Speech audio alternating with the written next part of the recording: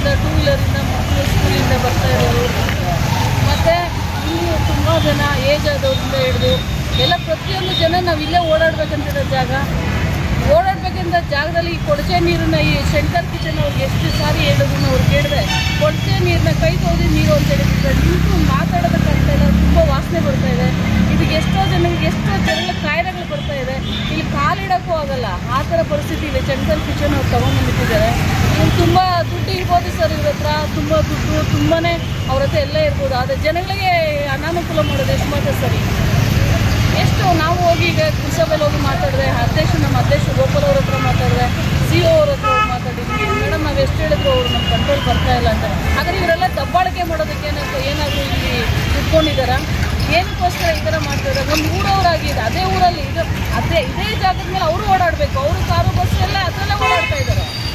ಅವ್ರ ಕಾರುಗಳಿರೋರು ನಡ್ಕೊಳ್ಳೋದ್ರ ಜನಗಳ ಸ್ಥಿತಿ ಏನಾಗ್ತದೆ ಅಷ್ಟು ನೀವೇ ನೋಡಿ. ಜನಗಳಲ್ಲಿ ಯಾವ ಥರ ಎಷ್ಟು ಕಷ್ಟ ಪರಿಸ್ಥಿತಿಯಲ್ಲಿದ್ದಾರೆ, ನಿಂತ್ಕೊಂಡು ವಾಸನೆ ಸರ್. ಇಲ್ಲಿ ಚರಂಡಿ ನೀರು ಅಂತ ಹೇಳ್ತಾರೆ, ಕೈ ತೊಳೆದ ನೀರು ಅಂತ ಹೇಳ್ತಾರೆ, ಇದೆಲ್ಲ ಮೋರಿ ನೀರಲ್ಲೆಲ್ಲ ಗಲೀಜು ಇರ್ತದೆ, ಎಲ್ಲ ಸ್ಯಾನಿಟೈಸ್ ಎಲ್ಲ ರೋಡಿಗೆ ಬಿಟ್ಟಿದ್ದಾರೆ, ಹರಿತಾ ಇದೆ ನೀರು. ಜನಗಳಿಗೆ ತುಂಬ ತೊಂದರೆಗಳಾಗಿದೆ, ಜನ ಬಿದ್ದು ಎತ್ತಿದ್ದಾರೆ, ಮಕ್ಕಳಿಗೆಲ್ಲ ತುಂಬಾ ತೊಂದರೆಗಳಾಗ್ತಾ ಇದೆ, ಸ್ಕೂಲ್ ಮಕ್ಕಳಿಗೆ ತೊಂದರೆ ಆಗ್ತಾ ಇದೆ ನೋಡಿ. ಟೂ ವೀಲರಲ್ಲಿ ಹೋಗ್ತಾ ಇದ್ದಾರೆ, ಇವ್ರಿಗೆಲ್ಲ ಎಷ್ಟು ತೊಂದರೆಗಳಾಗ್ತಾ ಇದೆ, ಮಕ್ಕಳು ಮರಿಗಳು ತುಂಬ ಓಡಾಡ್ತಾ ಇರೋದ್ರಿಂದ.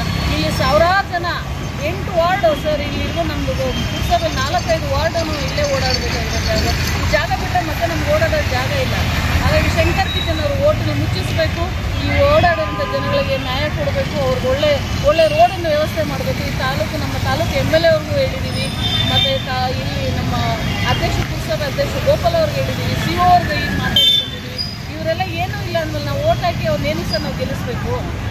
ನಾವೇನಕ್ಕೆ ಇಷ್ಟೆಲ್ಲ ಮಾಡಿ ನಮಗೂ ಒಂದು ಅನುಕೂಲ ಮಾಡ್ತಾರೆ, ರೋಡ್ಗೆ ಅನುಕೂಲ ಮಾಡ್ತಾರೆ, ನಮ್ಮ ಕರೆಂಟ್ಗೆ ಕೊಡ್ತಾರೆ, ರೋಡ್ಗಳಿಗೆ ಜನಗಳಿಗೆ ಸೌಕರ್ಯಗಳು ಚೆನ್ನಾಗಿ ಕೊಡ್ತಾರೆ ಅಂತೇಳಿ ನಾವು ಅವ್ರು ಓಟಾಗಿ ಗೆಲ್ಲಿಸಿ ನಮ್ಗೇನು ಬಂತು ಹೇಳಿ? ನಾವೆಲ್ಲ ಏನಕ್ಕೋಸ್ಕರ ನಾವು ಅವ್ರಿಗೆ ಓಟಾಗಿ ಗೆಲ್ಲಿಸಿದ್ದೀವಿ ಕೇಳಿದ್ರೆ ನಾವು ನಮ್ಮ ಡಿಪಾರ್ಟ್ಮೆಂಟ್ ಬರೋಲ್ಲ, ರೆವಿನ್ಯೂ ಡಿಪಾರ್ಟ್ಮೆಂಟಿಗೆ ಬರುತ್ತೆ.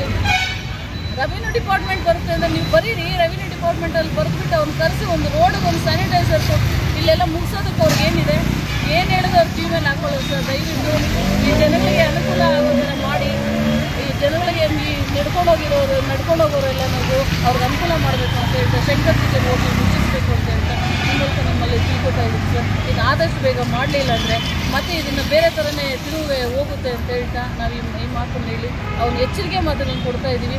ಒಳ್ಳೆ ಮಾತಿಂದ ಹೋಟ್ಲಲ್ಲಿ ಏನಿದೆಯೋ ಅದನ್ನು ಬಂದು ನಿಂತ್ಕೊಂಡು ಬಗೆಹರಿಸಿದ್ರೆ ಸರಿ, ಇಲ್ಲದೆ ಹೋಟ್ಲು ಮುಚ್ಚಂತ ಪರಿಸ್ಥಿತಿ ನಾವು ಯಾರು ಮಾಡಿಲ್ಲ ಅಂದರೂ ಶಿವರಾಮೇಗೌಡ ರಕ್ಷಣಾ ವೇದಿಕೆ ಬರೋದಿಲ್ಲ, ನಾವು ಮಾಡ್ತೀವಿ ಅಂತ ಹೇಳಿ ಎಚ್ಚರಿಕೆ ಮಾತನ್ನು ಶಂಕರ್